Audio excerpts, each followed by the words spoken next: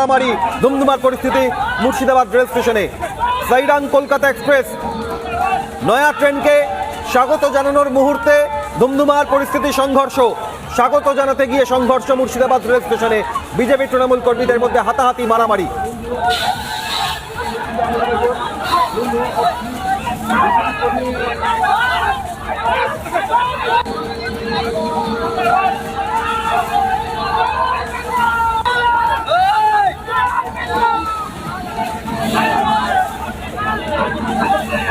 যে ছবি আপনারা দেখছেন, নয়া রেল স্টেশনে নয়া ট্রেন, মুর্শিদাবাদ স্টেশনে নয়া ট্রেন এবং নতুন ট্রেনকে স্বাগত জানাতে গিয়ে সংঘর্ষে জড়ালো তৃণমূল বিজেপি।